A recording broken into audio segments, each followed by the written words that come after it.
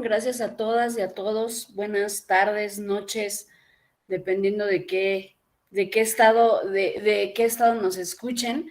Es un placer para mí poder conectarme con personas que se encuentran interesadas en el seminario que está ofertando CEFAPSIC, que es un seminario de evaluación y diagnóstico del abuso sexual infantil.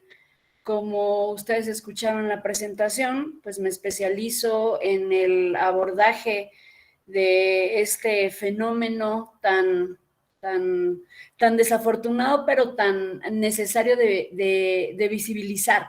Es así entonces que, bueno, estamos haciendo esta masterclass que va a durar un poquito más de 1 hora. Les pido por favor que puedan tener a mano sus preguntas, inquietudes. Dada la cantidad de personas que están reunidas el día de hoy, puedo notar que existe el interés suficiente por poder entender un poquito de esto. Entonces, bueno, les voy a compartir una presentación que preparé para ustedes y, bueno, pues vamos a platicar un poquito sobre el abuso sexual infantil y lo que será el seminario. Les pido, sin embargo, una vez que yo abra mi presentación, ya no podré verles. Ojalá que puedan, si alguien tiene alguna duda, pregunta o comentario, que puedan pues abrir el micrófono y hacer la pregunta o escribirla, y le pediría apoyo a coordinación si hay alguna pregunta. Hay alguna pregunta que puedan ir haciendo mientras voy dando mi discurso, porque no podré verles, como les comentaba. Entonces, bueno, vamos a hablar un poquito sobre la evaluación psicológica del abuso sexual infantil, que es motivo de este seminario que estaremos viendo. Y bueno, para ello me parece interesante poder hacer una pequeña introducción hablando de por qué es necesario poder, como les decía hace un rato, comenzar a visibilizar este fenómeno como una realidad cada vez más alarmante. Desafortunadamente nuestro país ocupa pues un vergonzoso primer lugar en abuso sexual infantil a nivel Latinoamérica, y a nivel mundial somos también los productores. Más adelante veremos de un porcentaje. Perdón, déjenme callar.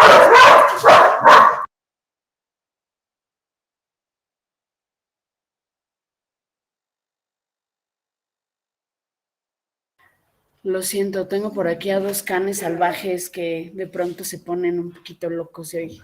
No pudo venir la niñera, una disculpa. Les platicaba entonces, creo que se salió en mi presentación. Me regreso con ella, espero que mis perritos no den lata, discúlpenme de antemano, es justo la hora en la que debió de llegar la niñera y no llegó. Les platicaba entonces que desafortunadamente tenemos un porcentaje en producción a nivel mundial de pornografía infantil bastante lamentable, que me parece que es importante que podamos de inicio anticipar algunos de estos datos que permiten comprender la realidad que tenemos en el país, ¿no? Por aquí les comparto la información de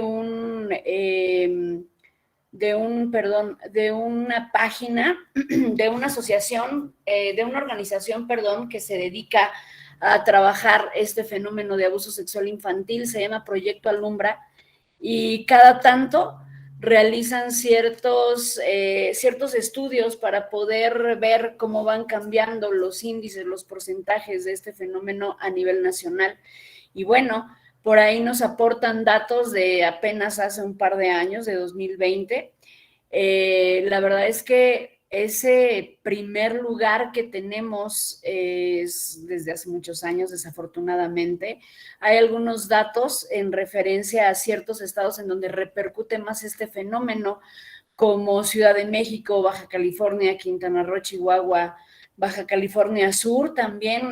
Si no mal recuerdo, Baja California tiene 3 años en este ranking de 5 estados. Pero bueno, quiero que observen que en 2020 se registraron 22,377 casos de abuso sexual infantil. Quiere decir que aproximadamente de cada 4 días una niña es víctima de feminicidio como una forma muy extrema de abuso hacia la infancia. En el seminario podremos entender un poquito más respecto a lo que es este fenómeno y las diferentes formas que tiene el abuso hacia la infancia. El abuso sexual solo es uno de ellos, pero va de la mano con algunos otras cuestiones que tienen que ver con el maltrato en la infancia, ¿no? Y el más extremo, por supuesto, pues es el feminicidio. Quisiera también compartirles dentro de esta parte introductoria algunos datos de interés que me parece importante poder considerar, porque todos los que están en este momento conectadas y conectadas con el fin de poder ver de qué se va a tratar este seminario, sin duda tenemos intereses muy particulares en razón de que podemos estar lidiando de manera cercana con este fenómeno, porque a lo mejor conocemos o supimos de alguien o en nuestro ejercicio profesional, ya sea en lo clínico, en el ámbito de la pedagogía, en el ámbito de la psicología clínica propiamente, nos podemos estar encontrando cada vez con más casos de estos, ¿no? De lo que es el abuso sexual infantil. Y pues bueno, no es para menos, imagínense, si tan solo 7 de cada 10 casos que hay de abuso sexual en la infancia, el agresor es una persona conocida, es un familiar directo, alguien que se ha ganado la confianza del niño o de la niña. Ahora imagínense que venimos saliendo de 2 años de encierro por la pandemia y que muchos niños y niñas se quedaron confinados en casa en un ambiente tal vez ya violento, en donde la cereza del pastel es que haya alguna forma de abuso sexual infantil. ¿Y por qué digo alguna forma de abuso sexual infantil? Porque bueno, parte de lo que aprenderemos en el seminario para poder introducirnos a lo que es la evaluación de este fenómeno es poder comprender con un poquito más de precisión de qué se trata este fenómeno y todas las formas en las que se va dando. Digo, de lo contrario, no estarían estas cifras tan alarmantes, ¿no? Imagínense que 1 de cada 4 niñas y 1 de cada 6 niños es abusado sexualmente durante la infancia o la adolescencia. ¿Qué nos está pasando como sociedad? Que los niños son tan vulnerables y que obviamente va a repercutir en la siguiente etapa, que es la adolescencia, en donde todavía no hay una capacidad de juicio o un sentido crítico que les permita protegerse de lo que puede pasar alrededor, ¿no? Y bueno, pues de por sí sabemos que somos una sociedad que nos cuesta mucho fomentar esta difusión de la educación sexual, y ante la falta de educación sexual, los niños, las niñas y los adolescentes son más vulnerables. Hay más hombres y mujeres que abusan sexualmente de niños y niñas, sí, es una realidad, pero no por ello descartamos a las mujeres. La verdad es que también existe una cifra significativa, aunque no tan elevada como en el caso de los varones, que son abusadoras, ¿no? Más del 30% de las víctimas nunca revelan la experiencia a nadie. ¿Qué pasa? ¿Por qué los niños y las niñas callan y por qué muchas veces esto se lleva como un secreto durante muchos años? Y a lo mejor hay quien nunca lo dice, o hay tal vez, como nos hemos dado cuenta de pronto en las noticias, en los medios de comunicación, que hay personas que denuncian situaciones de abuso durante la infancia cuando estas personas ya son adultas o son adolescentes, y eso no le quita el valor de la experiencia, el dolor y sobre todo las secuelas, ¿no? Se me ocurre de pensar del último año aquí en el espectáculo de nuestro país, el caso de Sasha Sokol, el caso de la hija de Alejandra Guzmán, Frida algo, y bueno, de pronto son como los casos más sonados de los últimos meses por esta cuestión que les digo, ¿no? ¿Qué pasa cuando mujeres adultas o mujeres jóvenes denuncian esta experiencia tan dolorosa que pudieron haber vivido en la infancia? ¿Cómo se procede ante estas circunstancias. ¿Qué es lo que le corresponde hacer al psicólogo o a la psicóloga durante o en este tipo de situaciones? Bueno, eso lo iremos viendo también en el seminario. Sin lugar a dudas, espero no dejarles como más confundidos. Es complejo, es interesante y abarca muchas aristas que tal vez no comprendemos del todo hasta que no empezamos a involucrarnos en este tipo de temáticas. Otro dato de interés que les comparto es que la OCDE reporta que México ocupa el primer lugar a nivel mundial en abuso sexual, violencia física y homicidio en menores de 14 años. Híjole, la verdad es que sí es un dato bien preocupante como para ya saber que es necesario poder hacer algo ya pronto pues por la infancia de México, ¿no? Les comparto un poquito más de datos de interés antes de entrar de lleno a lo que es la evaluación del abuso sexual infantil en México.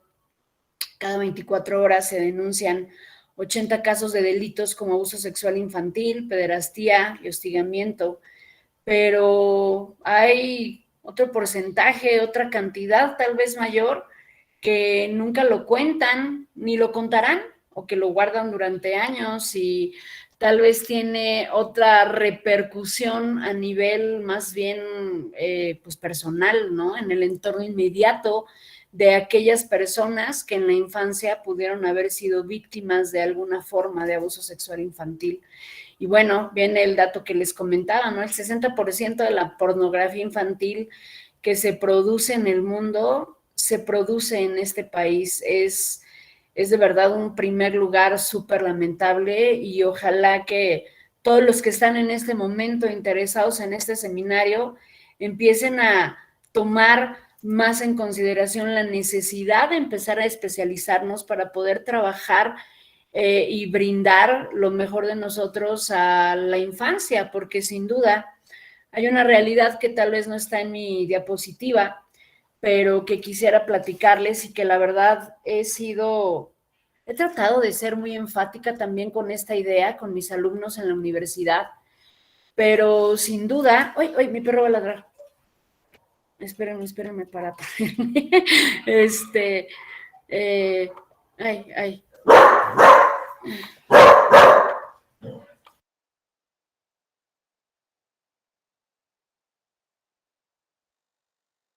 Ahorita les regreso a la presentación. Me parece interesante este mensaje que les he compartido a mis alumnos de universidad. Me parece que estamos en una situación social ya sumamente grave y la verdad es como válido pensar qué sigue de aquí a 5 años, 10 años. Pensemos en una situación.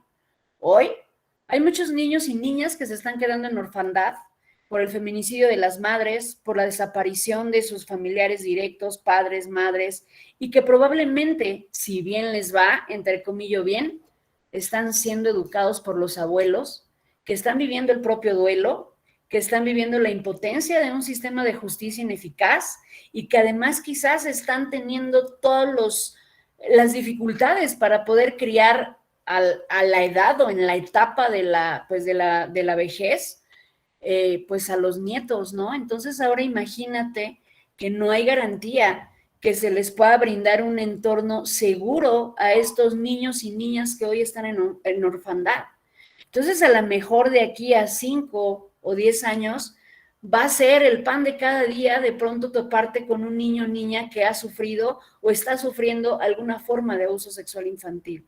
Es imprescindible que empecemos a formarnos que con más interés, seriedad, énfasis, veo personas de todas las edades, bueno, las que ya abrieron cámaras, ojalá que todas las pudieran abrir para, pues, conocernos. Esa parte está padre, ¿no? Y esa parte, si vienen al seminario, pues bueno, ya me conocerán. Me encanta poder vernos a las cámaras, poder retroalimentar a partir de las experiencias que todos y todas podemos tener, porque al final, por algo estamos en este lugar.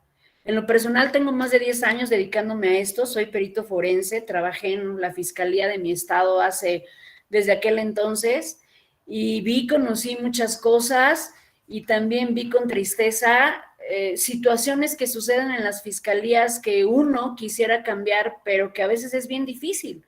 Entonces, bueno, ya sales y como perito particular das lo mejor de ti para poder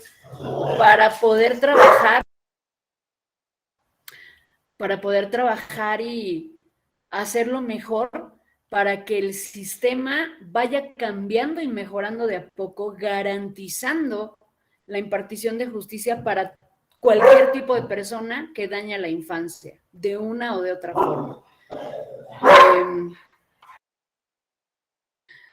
Discúlpenme, lamento mucho la ausencia de la niñera. Es la hora en la que mis perros se ponen bien activos.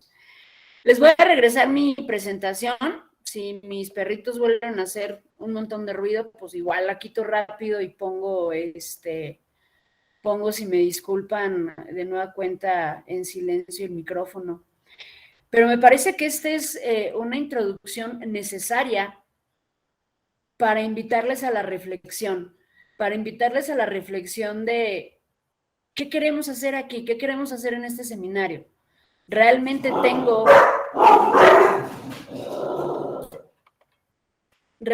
tengo el interés y las habilidades para poder trabajar con niños y niñas que han sufrido alguna forma de abuso sexual infantil.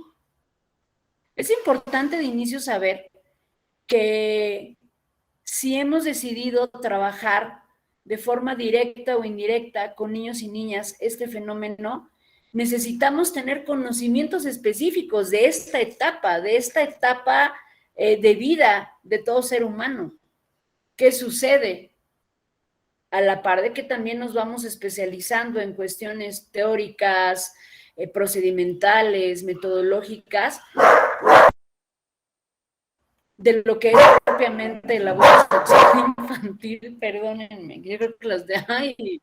Maestra, ¿o quiere que le apoye a proyectar yo la presentación? Sí, por favor, me ayudaría muchísimo. Ya la mandé, no sé si la tengan por ahí o te la puedo compartir. Ah, ya la tienen. Muchas gracias, perdón. Así yo voy pausando ahí el micro. Gracias. Andamos como en la diapositiva 3, por favor. No, 5.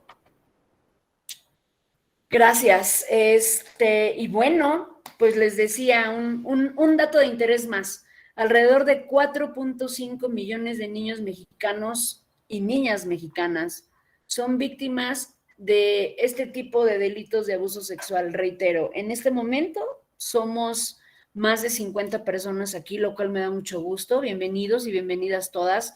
Ojalá por lo menos la mitad pueda entrar al seminario y de verdad estoy dando lo mejor de mí para que podamos aprender, porque también de ustedes voy a aprender. Sin duda todos pueden tener alguna historia que conozcan o que desafortunadamente hayan vivido en relación a este fenómeno. No es coincidencia ni casualidad que hoy nos reunamos todos aquí. Todos tenemos algún lugar de donde surge esta inquietud. Y bueno, podemos avanzar otra más, sin duda, y les comentaba, ¿no? Haciendo esta reflexión como parte de la introducción, creo que es súper importante poder entender que esto existe, que el abuso sexual existe y que necesitamos enunciarlo en voz alta y que necesitamos empezar a difundir lo que vayamos conociendo para poder prevenir. Digo, evidentemente, también hay estrategias de prevención, pero bueno, pues hoy por hoy nos toca únicamente trabajar en este seminario la evaluación y el diagnóstico. Y vamos a entrar de lleno a lo que es evaluación y diagnóstico. Sin embargo, me gustaría abrir el micrófono a una o dos personas que de manera voluntaria nos quieran decir cómo entienden esta cuestión de la evaluación psicológica. Platíquenme, alguien, un voluntario, ¿quién se anima? ¿Quién es la valiente o el valiente? Nadie, con confianza, sin miedo, vamos a conocernos desde ya. Adelante, yo, Miss. Adelante, Fabricio, hola. ¿Qué tal, maestra? Buenas tardes. Bueno, en primer término, no sé mis compañeros, pero se siente una alta indignación. Yo en lo particular no he tenido en un entorno familiar algún tipo de abuso sexual, pero obviamente con muchos pacientes sí, hasta de 9, 10, 7 años.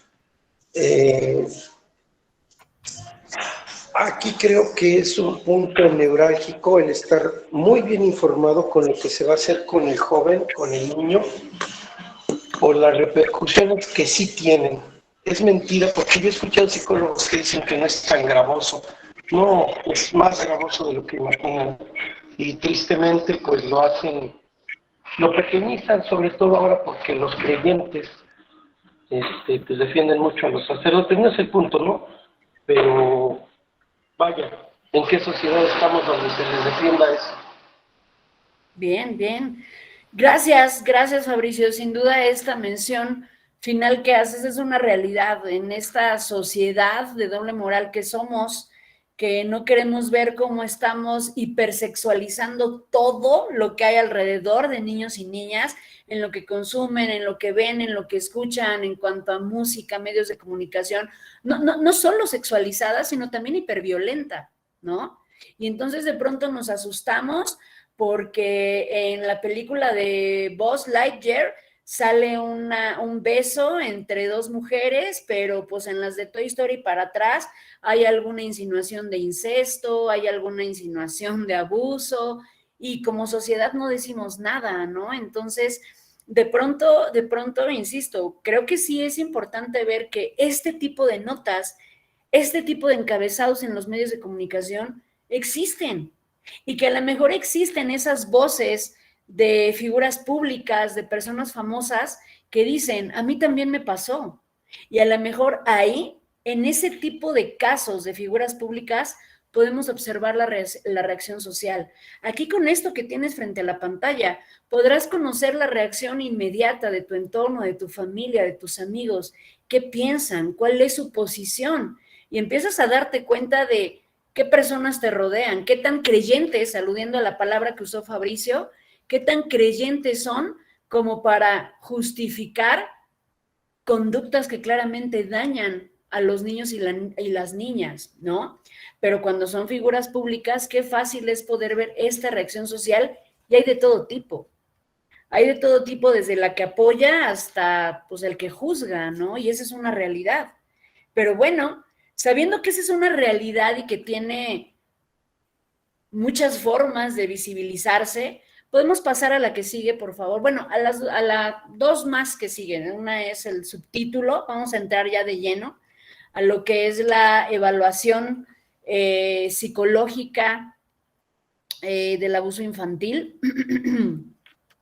Y bueno, cuando hablamos de la evaluación psicológica del abuso infantil, si le pueden avanzar, por favor, un par más. Tendríamos un par de diapositivas más, gracias. Gracias. Cuando hablamos todavía en general de la evaluación psicológica del abuso infantil, tendríamos que ver cuál es el origen. ¿Por qué? Asumiendo que todos en esta sala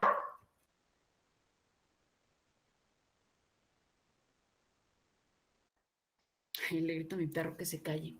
Asumiendo que las personas que estamos en esta sala conectadas somos psicólogas y psicólogos, perdón, tendríamos que de inicio pensar, bueno, ¿por qué situación una persona podría llegar a nosotros con el fin de evaluarla para saber si es o fue víctima de abuso sexual infantil? Y al final, la solicitud de este tipo de evaluación puede tener muchas vías. La primera de ellas es los padres o los tutores del menor. De pronto ocurren cosas por las que la familia o los padres se enteran y pueden o no dudar, pero pueden ir inmediatamente con el psicólogo para buscar saber si realmente fue cierto, y en determinado momento, una vez que se define si fue o no cierto, poder pues ejercer alguna acción, ya sea tomar psicoterapia o hacer la respectiva denuncia. Eso, bueno, eso con independencia de Aquí lo importante es que en muchos de los casos son los padres los que llevan al menor a ser evaluado. Otro origen es el fiscal en las diligencias informativas, el fiscal, el Ministerio Público, cuando una persona denuncia algún abuso sexual, parte de estas diligencias de investigación, de indagación del hecho, es poder solicitar pues la valoración o la evaluación psicológica a la persona que dice o que refiere haber sido víctima de un abuso, con el fin de determinar, bueno, pues la certeza de lo que dice, si presenta alguna sintomatología que refuerce lo que está denunciando, etcétera.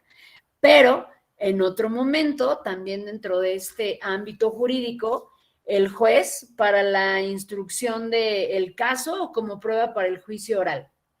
Muchas veces pasa que, sobre todo hablando de menores de edad y hablando de un delito sexual, casi de inmediato a las personas que son señaladas como responsables de este delito, los pueden meter a la cárcel, por lo menos así es aquí en mi estado, ¿no? En el Estado de México. Entonces, bueno, en lo que se van,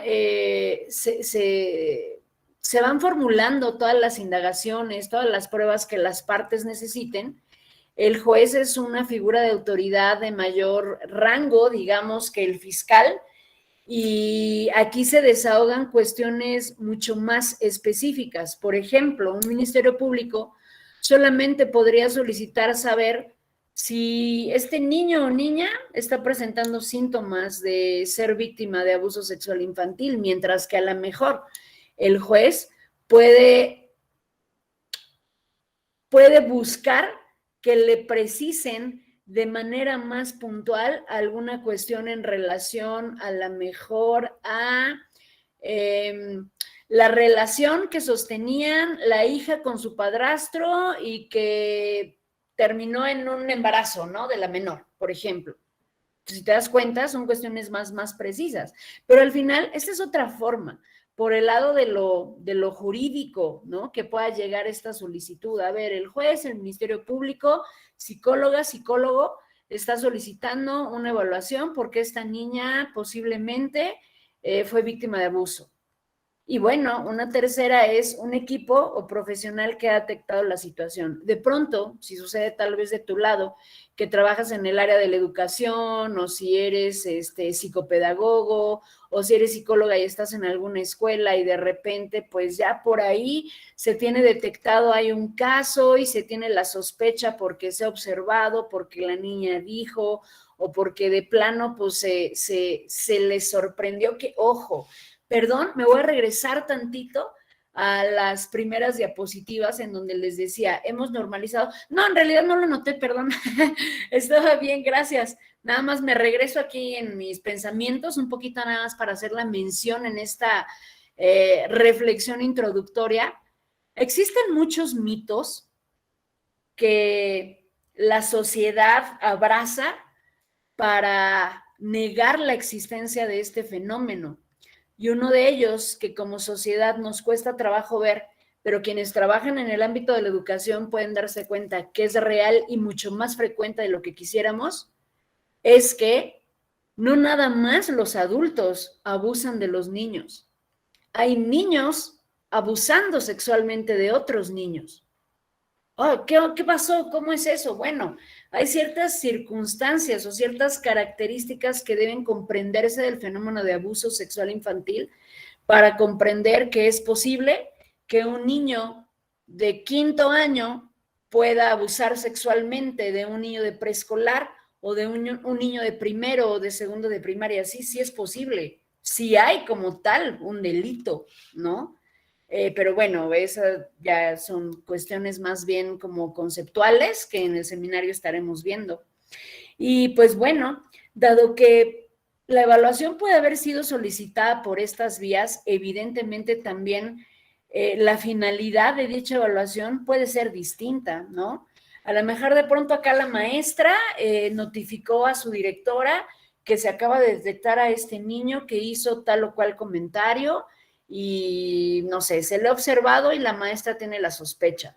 a lo mejor la directora, buenamente, dice, bueno, antes de hacer o realizar o iniciar cualquier acción legal, vamos a pedirle a la psicóloga de la escuela que lo valore para ver si realmente nuestras sospechas son ciertas. Y entonces ya les avisamos a los papás.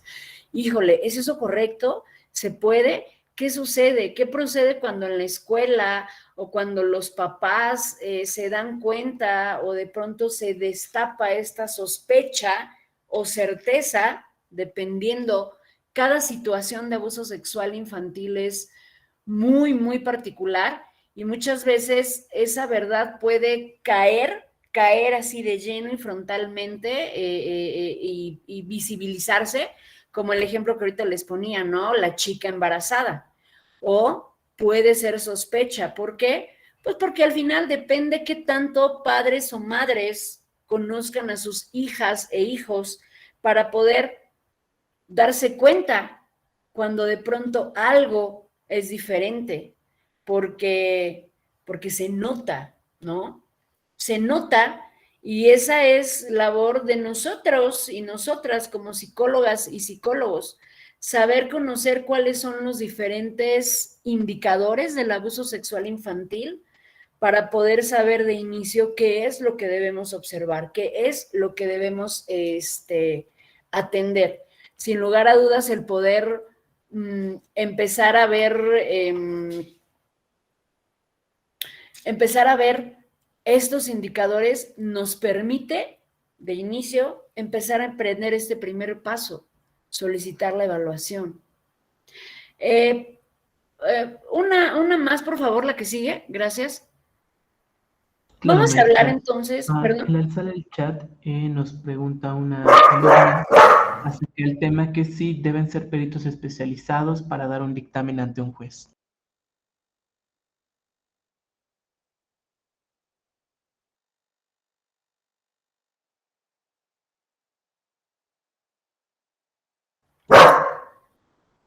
Por favor, calla. Sí, bueno, a diferencia de un perito en criminalística, que son los que están en las escenas levantando indicios con sus pijamas blancas y demás, que la gran mayoría de ellos tienen una credencial que los avala como especialistas forenses en tal o cual materia, algunos psicólogos o psicólogas forenses o criminólogos pueden también acreditarse si pertenecen a alguna asociación, si realizan un examen que les permite esta acreditación, que tiene una vigencia de 2 años, 3 años, dependiendo quién la expida, pero por lo general, muchos y muchas personas que fungen como peritos son habilitados por caso, es decir, en un determinado caso en el que participen, son nombrados y autorizados por la autoridad competente para poder participar de. Sin embargo, evidentemente, se tiene que reunir el conocimiento, la experiencia, es decir, ser perito requiere un bagaje de conocimientos, un cúmulo de experiencia y bueno, pues al final toda esta experticia que tiene la persona, que puede ser cualquier persona especializada en cualquier ciencia, arte u oficio. El perito no se limita únicamente a una persona con estudios profesionales, sino también una persona que tenga la experiencia suficiente para poder explicar al juez algo, la naturaleza de los hechos. Vamos a ver aquí, en esta evaluación psicológica, dos claras diferencias, y más en la diapositiva que sigue les presento una tabla, pero bueno, aquí están dos grandes diferencias entre la evaluación clínica y la evaluación forense. Quisiera acotar, previo a esto, que hablar de psicología, o más bien, hablar de la evaluación psicológica es una forma de hacer psicología aplicada. Nosotros o nosotras que egresamos, dependiendo de tu escuela, la gran mayoría de universidades nos egresan como psicólogas o psicólogos públicos y ya, generales, perdón, y ya nada más vamos perfilando nuestro currículum de acuerdo a lo que nos interese, de acuerdo a lo que vayamos. de acuerdo a lo que vayamos estudiando, ¿no? Entonces, bueno, nos enseñaron en la universidad que la psicología es una ciencia y entonces poder llevar ya todo el cúmulo de métodos, teorías, procedimientos que la carrera nos enseñó en uno o en otro ámbito es hacer psicología aplicada.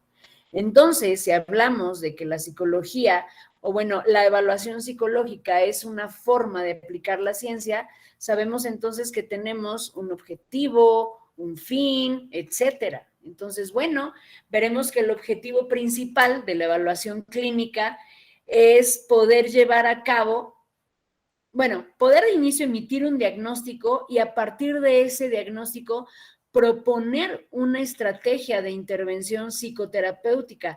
¿Para qué? Para poder brindar asistencia, la finalidad es asistencial en el problema que aqueje a la persona. En este sentido, que situaciones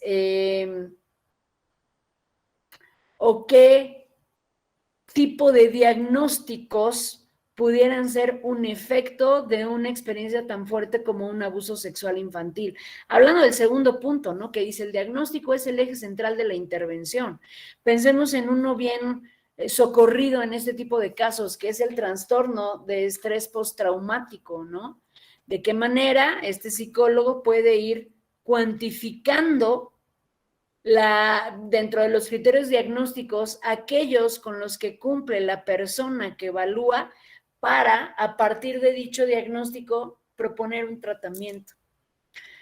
Y no es malo, es una forma de aplicar la psicología, pero personalmente considero que se convierte en algo más interesante la evaluación psicológica en el ámbito forense.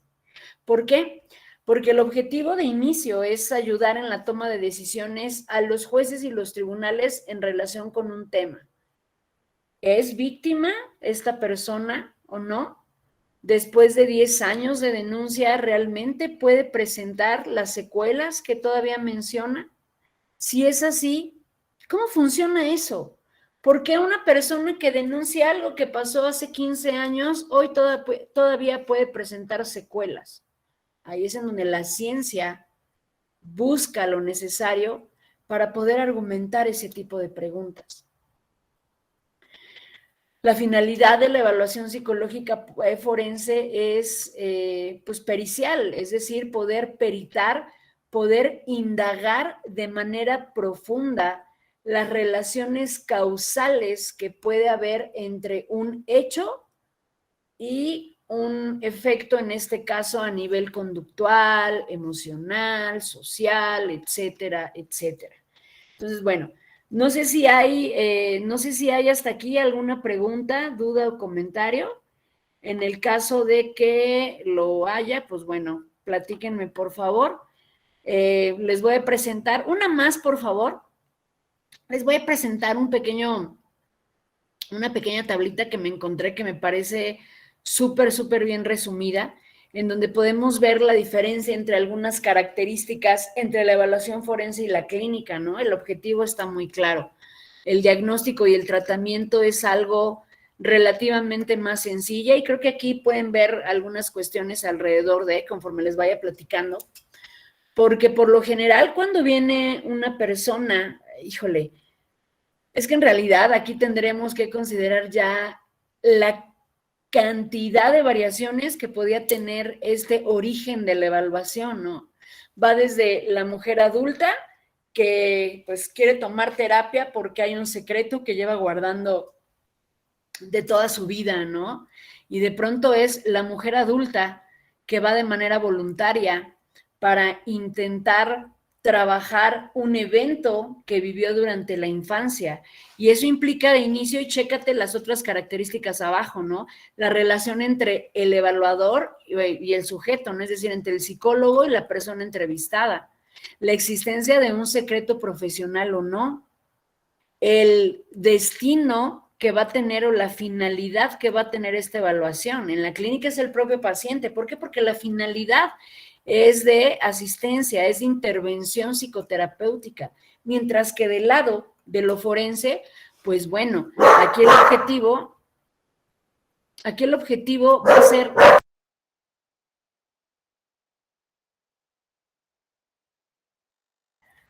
Aquí el objetivo va a ser primordialmente poder brindar la información o explicación necesaria que permita a la autoridad judicial tomar las decisiones para una correcta o adecuada impartición de justicia. Obviamente la relación entre ambas partes, es decir, entre la persona y el evaluador o la víctima y el evaluador está condicionada, está restringida, lo aprenderemos en el seminario. ¿Qué pasa cuando la evaluación tiene una finalidad o se desarrolla dentro del ámbito forense? Es más restrictivo, pero no deja de ser interesante, ¿no? Aquí el destino de la evaluación va a ser, pues puede variar al juez, al Ministerio Público, al abogado de cualquiera de las partes, porque a veces también como perito particular, pues te contrata el abogado de defensa y se perita para esa parte, ¿no?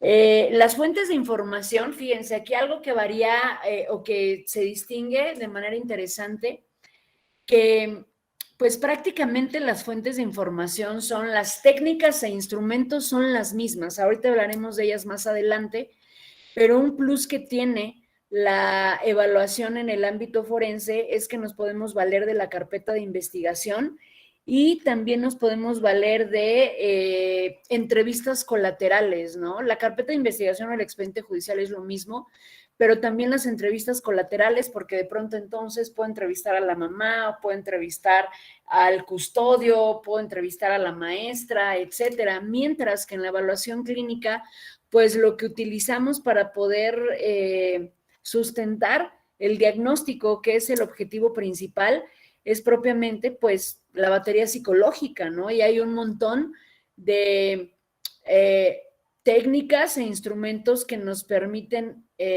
valorar el desarrollo del desarrollo integral de un niño o una niña y qué partes pueden haberse alterado. Y bueno, aquí el ámbito, la actitud del sujeto a la evaluación, bueno, pues en general, insisto, ¿no? No es lo mismo que la persona vaya de manera voluntaria porque busca solamente sentirse bien y superar lo que pasó, a la persona que va con el fin de que le puedan aclarar si realmente algo pasó y entonces poder iniciar la debida denuncia, ¿no? Así como el origen de la evaluación psicológica puede ser diverso, también la finalidad. Muchas veces sucede que a lo mejor mamá o papá se dieron cuenta o la hija adolescente les confesó que cuando era niña sucedió esto, pero pues a lo mejor era el tío, era el padrino, era, ya sabes, el abuelito y demás, y pues no, ¿cómo lo vamos a denunciar? Esto que queda en la familia, nada más vamos a llevarla a terapia, ¿no? Aquí hay cuestiones bien interesantes de poder comprender cuando hacemos evaluación psicológica ante una sospecha de abuso sexual infantil, porque si de pronto, ¿qué tal que esa persona va a querer hacer una denuncia? Y pues yo ya la evalué, ¿cómo saber si la evalué bien? Porque pues a lo mejor pues yo la evalué y yo le encontré que sí, si de pronto se van con eso que yo dije hacer la denuncia, me podré meter en una bronca, habré hecho bien mi trabajo. Entonces, bueno, todo eso lo vamos a aprender. Si bien es cierto que en ambos ámbitos estamos haciendo psicología aplicada, tanto en lo clínico como en lo forense, y estas claras diferencias nos permiten también delimitar el trabajo de uno o de otro ámbito, siempre es importante considerar que cada caso, cada situación es muy, muy, muy particular y va a tener su propio fin, su propia intención y su propio pues motivo, ¿no? O razón de ser. Al final, les decía hace un momento cuando iniciamos, es importante poder entender que cada caso es diferente, cada situación es diferente. Y les decía yo al principio, si bien es importante poder conocer cuestiones conceptuales, teóricas, metodológicas de lo que es el abuso sexual infantil, también es importante, y creo que es parte de esta perfilación que el psicólogo o psicóloga que se quiera dedicar en general al trabajo con niños tiene que saber que es pues conocimientos específicos de la etapa de la infancia y de la niñez, ¿no? ¿Para qué? Para saber reconocer que de acuerdo a las edades o a la cronología de cada niño o niña va a ser la forma de evaluación que nosotros podamos hacer. Es decir, yo no puedo evaluar a un niño o niña de 2 años porque ni siquiera tiene todavía las capacidades lingüísticas bien desarrolladas o la motricidad fina como para poder aplicarle una prueba, ¿no? ¿Qué se hace en esos casos? ¿Qué pasa si existe la sospecha de un abuso sexual a alguien que todavía no habla? ¿Se puede evaluar? Sí, por supuesto. Tendríamos que atender, reitero, algunas cuestiones en relación a la cronología de su desarrollo para poder ver de qué manera podemos evaluar a alguien tan joven. ¿Qué pasa cuando ya tienen esta instrucción escolar, cuando ya la motricidad fina está casi desarrollada y le puedo aplicar algunas pruebas proyectivas? ¿Qué pasa si es un niño o niña más grande que ya está en primaria? Ya le puedo dar propiamente un cuestionario a responder, ¿no? A lo mejor se me ocurre pensar el inventario de depresión de Beck, ¿no? Por ejemplo. Que bueno, antes de pasar a los instrumentos, ahorita, una más, por favor. Gracias. Antes de pasar a los instrumentos, les decía, ¿no? La valoración psicológica forense se pone más interesante porque tiene más retos y aquí hay 4 de ellos, ¿no? El primer reto de la valoración psicológica forense es restrictivo. ¿Por qué? Porque existen ciertas resoluciones jurídicas y protocolos que aseguran que todos estos casos en donde se evalúa a niños y niñas que han sufrido algún tipo de delito, hablan también de los delitos sexuales, sean seguras, ¿no? No podemos entrevistar a un niño o niña que se sospeche que ha sido víctima de abuso sexual como si le estuviéramos haciendo una entrevista cualquiera. Es decir, es importante tener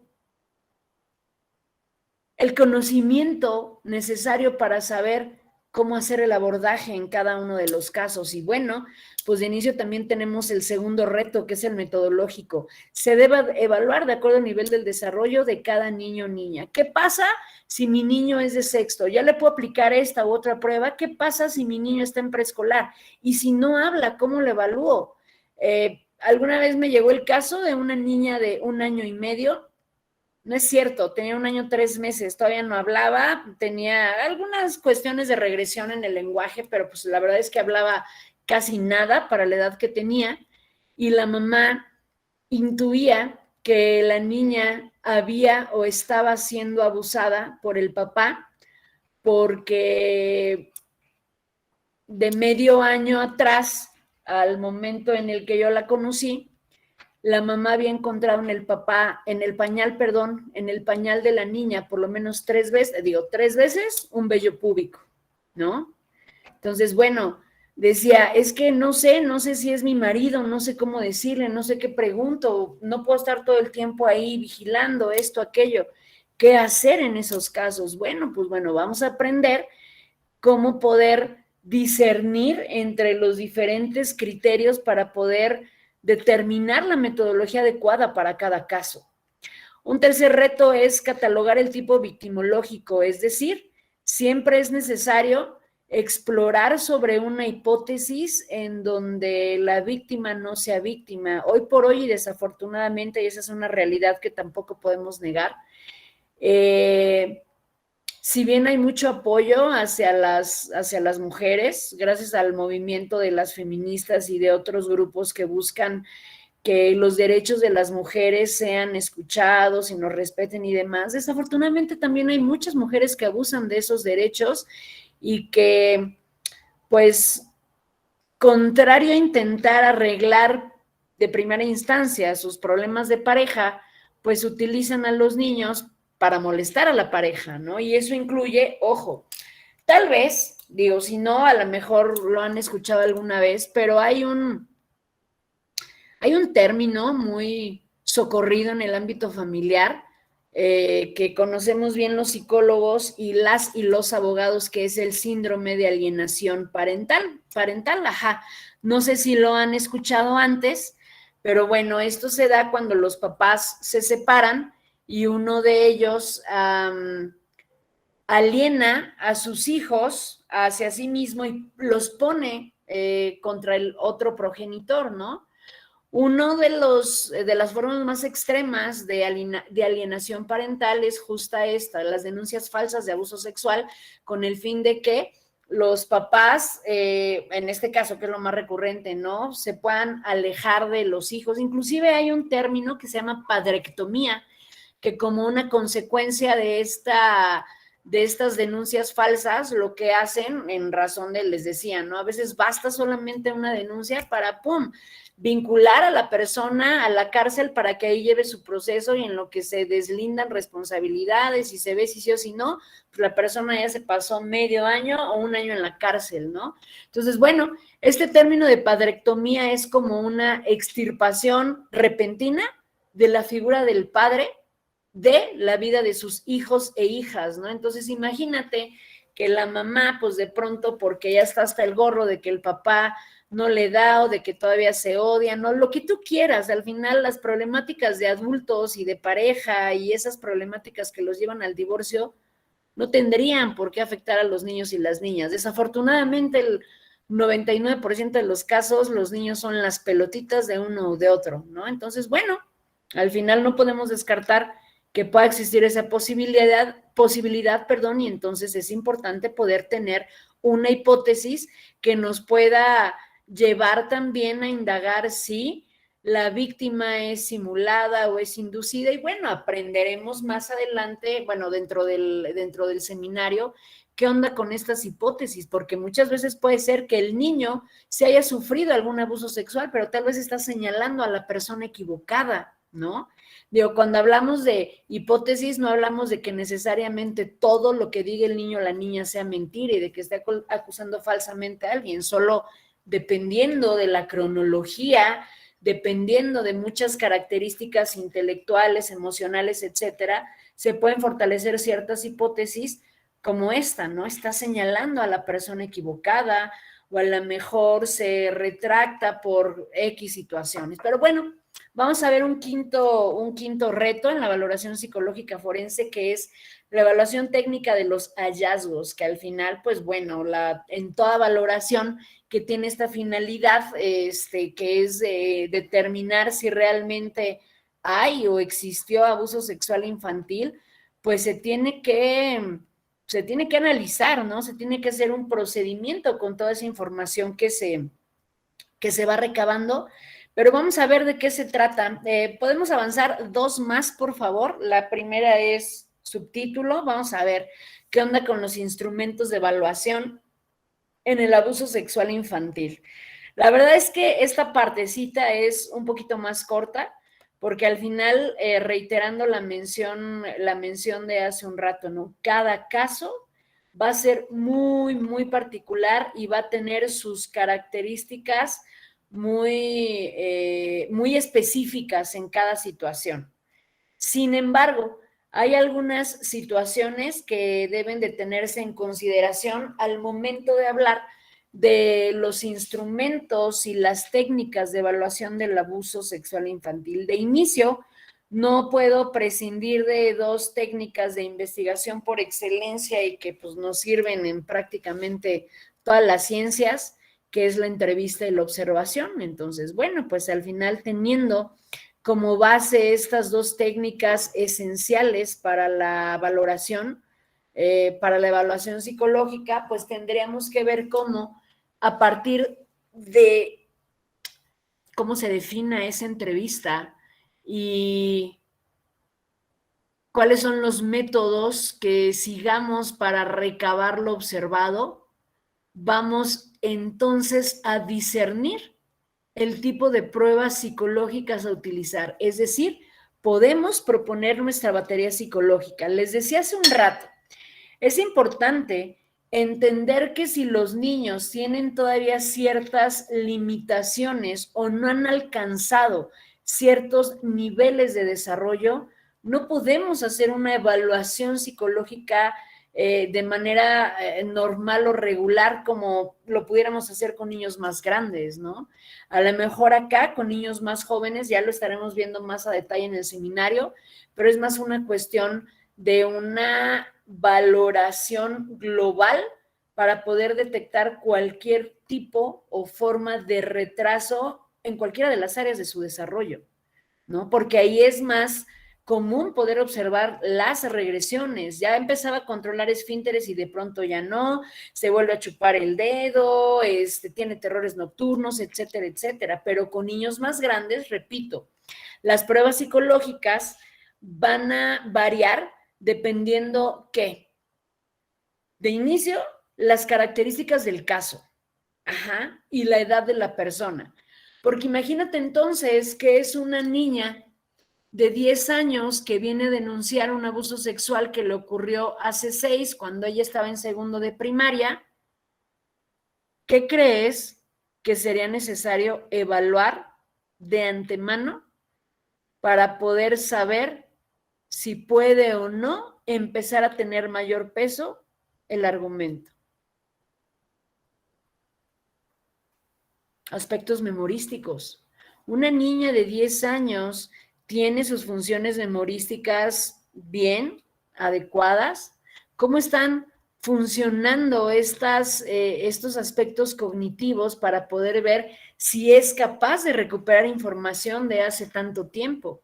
Pero bueno, al final esta decisión de integrar la batería psicológica, ustedes saben que es a criterio del evaluador y esto deviene de la entrevista, ¿no? Una vez que en la entrevista hemos logrado obtener un panorama o un contexto general del caso, que a lo mejor podemos hacer también entrevista colateral a papás, papás o tutores, papás, mamás o tutores, podemos entonces quizás considerar el tipo de pruebas que vamos a emplear y los criterios son distintos, de inicio a lo mejor por edad, a lo mejor si de acuerdo a lo que me están platicando veo muchas alteraciones emocionales, bueno, voy a buscar de este lado, ¿no?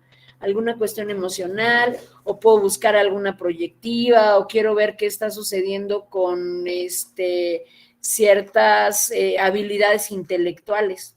Entonces, bueno, de acuerdo a las características del caso, a la edad de la persona y al objetivo de la valoración, ya sea para hacer un diagnóstico o ya sea para elaborar una pericial forense, nosotros consideramos y evaluamos, o bueno, el psicólogo o psicóloga considera y evalúa las áreas del desarrollo que considere pertinentes de acuerdo a lo dicho del caso, y eso también está determinado, obviamente, con los indicadores que se pueden observar o detectar en los primeros momentos del trabajo, ¿no? A lo mejor durante la entrevista, la mamá o la propia niña, que ya está un poquito grande, me dice, pues es que tengo pesadillas, me pasa esto, ya no me divierto como antes, qué sé yo.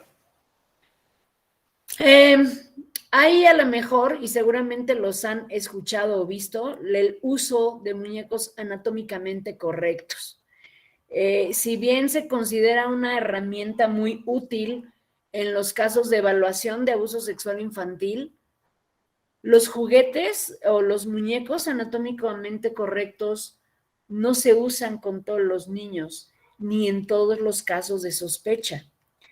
Y además, debemos tener certeza de cuán útiles van a ser estos. Muchas gracias, Maki, Maki vi que usas el CAT, pruebas proyectivas, sin duda. Cuando los niños están más pequeños, nos sirven mucho las pruebas proyectivas. Los básicos, dice Maggie Carmona, gracias, que siempre utilizo es el test de la familia CAT y ansiedad y estrés infantil. Supongo que hablas de un psicométrico que es el C+, el C+. Y bueno, les decía entonces, ¿no? Que este uso de muñecos anatómicamente correctos tendríamos de inicio que tener la certeza, porque puede ser que si el niño realmente no ha sido abusado y el psicólogo, el profesional le expone estos muñecos anatómicamente correctos, pueda confundir al niño, que tal vez no está preparado para ver este tipo de, pues de juguetes, ¿no? A diferencia del muñeco de trapo normal, el muñeco anatómicamente correcto, como su nombre lo dice, son muñecos que están diseñados de forma anatómica con todas las características y detalles de un cuerpo humano, es decir, tienen ano, tienen lengua, tienen vagina, tienen labios vaginales, tienen pene, vello púbico, vello axilar, etcétera, etcétera. Entonces, imagina que precipito mi uso de esta herramienta con un niño o niña de la cual sospecho y de pronto yo le expongo estos muñecos cuando a lo mejor el niño o la niña nunca ha visto otro cuerpo desnudo más que el de mamá o papá y el suyo, pues igual y lo podemos ahí, incomodar, confundir, etcétera, ¿no? Entonces, bueno, el uso de muñecos anatómicamente correctos también está un tanto restringido, ya estaremos aprendiendo en el seminario de qué se trata. Psicometría especializada en abuso sexual infantil. Hoy por hoy existen herramientas especializadas para poder detectar algunos de los indicadores del abuso sexual infantil, pero ojo, también el empleo de esta psicometría especializada es para fortalecer o reforzar parte de lo que vamos encontrando. No podemos, es como por ejemplo, no podemos sustentar un diagnóstico en los resultados de una psicometría especializada o en lo dicho por una entrevista. Recordemos que un diagnóstico se deriva de el cúmulo de fuentes de información a las que nos acercamos. Lo que escuchamos en la entrevista, lo que observamos durante las horas de trabajo y lo que evaluamos a través de la psicometría y de los dibujos o los gráficos, ¿no? Y bueno, tenemos también, ya hablando, digamos que hasta aquí, digamos con estos 4 que dijimos, son, pues bueno, en ambos ámbitos, ¿no? Clínica y forense. Sin embargo, si vamos a los forenses, tendremos que considerar que para este ámbito existen ciertos protocolos de entrevista forense y algunos métodos de análisis de credibilidad del testimonio. ¿Por qué? Porque es importante poder, ¿puedes avanzar una más, por favor? Gracias. Es importante poder considerar que, bueno, pues hay un hecho, gracias, con esta cuestión de las evaluaciones, que es...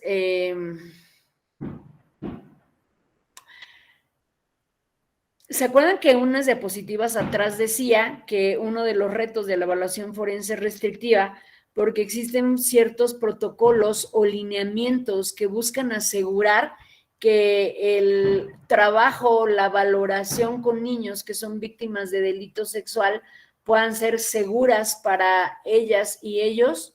Bueno, pues de inicio te platico que cuando es esta situación en el ámbito forense, pues al niño o a la niña víctima de un posible abuso sexual se le evalúa solamente una vez.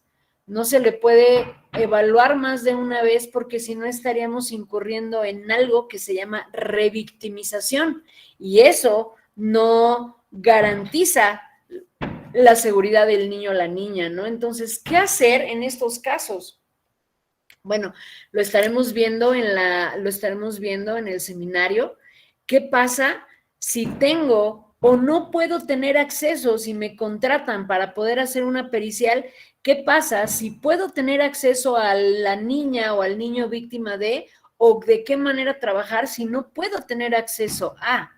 ¿Cuáles son los protocolos que necesito utilizar o que me van a ayudar para poder discernir aquello que necesito?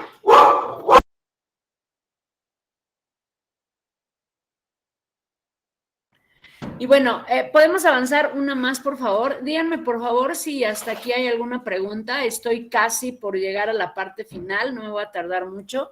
Espero que lo estén disfrutando tanto como yo y espero ver a... ¡Ay, ya somos bastantes! Somos más de 60, qué chido. Ojalá que esté la mitad de ustedes en el seminario. Perdón por el ruido de mis perros, de nueva cuenta. Y bueno, vamos a pasar a la última parte, que es la entrevista en los casos de abuso sexual. Déjenme callo a mi perro, por favor. Otra más, gracias.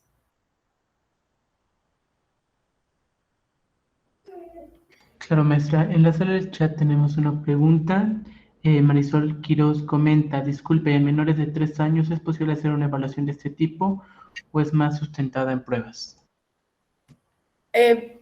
Me quedé, o hasta donde entendí, de 3 años es posible hacer una valoración de este tipo, ¿y luego qué? O si es lo más adecuado que sea una evaluación sustentada en pruebas. A un niño de 3 años no se le puede valorar todavía con pruebas especializadas o con protocolos precisamente por la edad. Y reitero, aquí también va a depender del tipo de abuso que se esté presentando y para ello en el seminario daremos todo un recorrido por estos aspectos conceptuales que necesitamos distinguir, ¿no? Es necesario ver que hay muchas formas de abuso sexual infantil y el efecto que estas diferentes formas de abuso sexual infantil va a tener va a depender no solamente de la edad del niño o de la niña que es víctima, sino también de ciertas características o habilidades que ya pueda o no tener desarrollada el niño o la niña. Desafortunadamente, alguien de 3 años, pues todavía está muy, muy limitado a estas habilidades o capacidad de defenderse, de discernir. Desafortunadamente, también a los 3 años puede ser, y ahí es en donde ya vemos las particularidades de cada caso, puede ser que lingüísticamente esté un poquito limitado para poder hablar, ¿no? Y bueno, por aquí Maggie nos ayuda ahí con la respuesta. Gracias, Maggie. Por experiencia, por aquí dice, en el caso de los niños menores que carecen de un algo intelectual para realizar incluso un dibujo, solo podemos basar los hechos en la entrevista de los padres y una evaluación global del desarrollo, sin duda alguna, y esa inclusive nos la marca el DSM-5, ¿no? ¿Qué hacer con niños que todavía no pueden hablar? Porque al final, ojo, también podemos sin duda alguna apoyarnos de las entrevistas colaterales, pero imagínate que en este caso, en la respuesta de Maggie, ¿no? Pues los papás son esos papás que salen a trabajar y dejan a su niño o niña de 3 años con el tío o la tía, pues en realidad la información que te puedan aportar, los papás, va a estar bien limitada porque no pasan tiempo con él, ¿no? Entonces, bueno, aquí también aplica la evaluación global del desarrollo. Y bueno, ya casi para terminar, vamos a ver qué hay, insisto, y voy a hacer como mucho énfasis en esto, ¿no? Va a depender las características las características de la evaluación psicológica del abuso sexual infantil va a depender de las características del caso, de las características del abuso, de qué manera se fue dando el abuso, o más bien de qué tipo de abuso se trata, y también de la edad del menor o la menor y de sus características de personalidad, o más bien de carácter, porque no podemos hablar todavía de personalidad a esa edad, ¿no? Pero bueno, de lo que van siendo propiamente, pues, rasgos de carácter, de temperamento. Y bueno, hay 4 fases del protocolo, me faltó ahí del protocolo general de entrevista que debemos de tener en consideración, aunado a estas particularidades que les acabo de mencionar, ¿no? Y la primera de ellas es, pues, tener o generar entendimiento y compenetración con la persona con la que vamos a trabajar. Propiamente es asegurarnos de establecer un muy, pero muy buen rapport. A diferencia de cualquier otro niño o niña con los que trabajamos, porque puede ser algún niño que venga a trabajar alguna cuestión de duelo, alguna cuestión de la escuela, etcétera, etcétera. Consideremos, que los niños o niñas que llegan al consultorio para poder trabajar o para poder ser evaluados por sospecha de abuso sexual infantil, 1, no vienen por voluntad propia. Ajá. 2, muchas veces pueden sentirse muy indefensos y muy vulnerables ante el extraño a quien le tienen que platicar lo que pasó, ¿no? Y sucede una cuestión muy lamentable en realidad. Cuando la evaluación es en el ámbito forense, los tiempos se acortan más. A lo mejor cuando es en el ámbito clínico, él o la psicóloga se puede dar el tiempo de trabajar con libertad y con la tranquilidad al ritmo del niño o la niña inclusive. Pero bueno, hay una segunda fase en este protocolo que es el recuerdo libre. Ojo, cuando hablamos de poder buscar la certeza en el dicho del niño o la niña, pues bueno, para de inicio que la niña o niño se sienta con la plena confianza y comodidad de platicarnos eso feo que le pudo haber pasado, necesitamos establecer un muy buen rapport y después poder promover o poder invitarle a que traiga de manera libre el recuerdo. Y esto no importa la edad, no importa si es un niño de 6 años que lo abusaron este mismo año, o no importa si es la chavita de 12 años que la abusaron cuando estaba en primero de primaria, ¿no? O sea, se pondera el recuerdo libre, dejar que la niña o el niño hable de lo que vivió. Una vez que la niña ha contado todo lo vivido, toda su experiencia y que nosotros a lo mejor ya tomamos nota, ya observamos, ya hicimos el debido registro de la entrevista o del relato, más bien dicho, vamos con el interrogatorio. Aquí sin duda el propósito de este interrogatorio es poder formular preguntas abiertas y preguntas específicas con el fin de que podamos ir, digamos, recuperando o recabando datos muy, muy concretos que nos puedan ser de utilidad, 1, para completar el relato, o 2, para analizar el contenido del relato y poder determinar la veracidad del mismo. Recuerda, hay desafortunadamente, muchos casos de denuncias falsas y que en realidad tienen otro propósito u otra intención, ¿no? Y desafortunadamente, pues bueno, se utiliza como pretexto una situación tan lamentable como esta. Una última fase del protocolo de la entrevista es propiamente la elaboración de una conclusión y por tanto la emisión de, es recapitular lo que se ha declarado, lo que fuimos recabando, complementando con el interrogatorio, utilizando un lenguaje ad hoc o adecuado a la edad o a la cronología del menor, porque al final es como decirle, bueno, ya entiendo que lo que te pasó fue esto y esto, poder sintetizar el relato del niño y poder recapitularlo con él o ella para poder comprobar que la información que nos dieron es la correcta y que además estoy entendiendo de forma adecuada el relato que me está contando. Ya una vez que yo tengo todo ese relato en mis manos registrado, hago propiamente el análisis de esa información y por tanto la emisión del informe.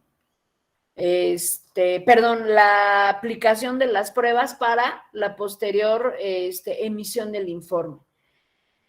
Veo Celina Vidal, como psicólogo, si llego a diagnosticar de un abuso sexual y los padres ya no llevan a su hija, pero sigue siendo riesgo, ¿puedo denunciar? Híjole, es una pregunta bastante interesante, Celina, porque acuérdate que decíamos que la finalidad de la evaluación clínica es más bien diagnóstico y terapéutico. Entonces, creo que es importante también verificar cuestiones. Fíjense, por aquí Maggie dice, sí, porque se nos puede acusar de omisión como sabedores del delito remitentes al DIF de forma anónima. Creo que aquí hay muchas situaciones, les voy a platicar que me ha pasado más veces de las que se imaginan, que trato con fines psicoterapéuticos a adolescentes que tienen, las adolescentes que ya traen ahorita el mood de feminista y todas estas cuestiones de que no a los secretos familiares, etcétera, etcétera, tengo chavitas que desearían hacer la denuncia. Sin embargo, son disuadidos o disuadidas por sus familias.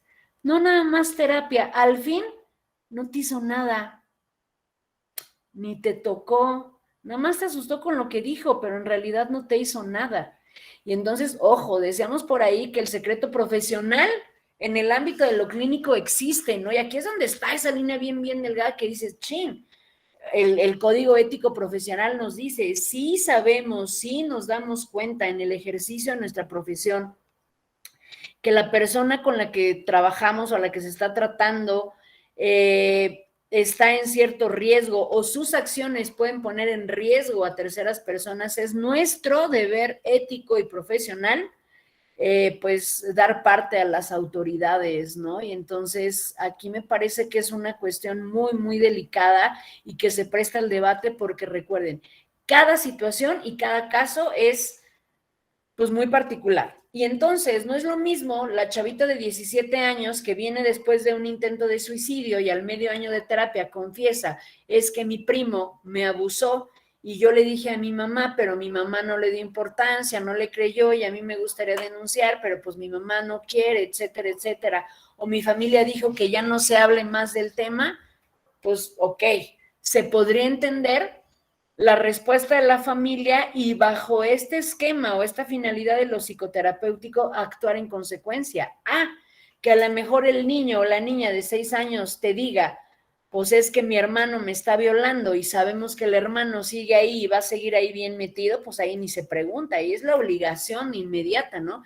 Primero a lo mejor con los papás, papá, mamá, sucede esto, lo saben, y en el caso de que los papás no quieran hacer nada, ya viene propiamente este deber profesional del psicólogo, ¿no?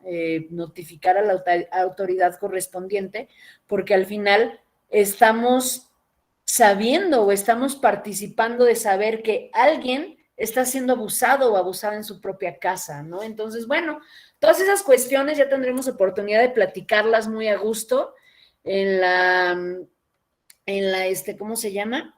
En Jorge Girón, en estos casos se tendría que hablar directamente con los padres para hacerlos conscientes del suceso, sí, por supuesto. ¿Pudiera mencionar en general qué instrumentos de evaluación se usan actualmente, por favor, María? Bienvenida al seminario, vente al seminario, vamos a aprender. Al final hay demasiadas, insisto, hay psicometría específica, pero también hablando de evaluar las diferentes áreas del desarrollo que se ven afectadas, aquí ya entran estos conocimientos generales, ¿no?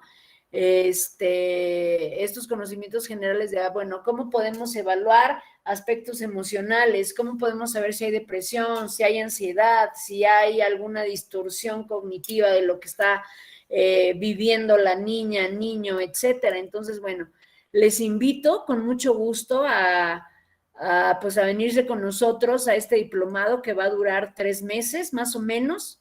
La verdad es que lo he preparado con mucho, mucho cariño y pues toda mi buena intención, mi experiencia, mis historias para compartir y casos, pues también están sobre la mesa para poder aprender de ellos, a la par que me encantaría aprender de ustedes. Ojalá que nos podamos ver próximamente.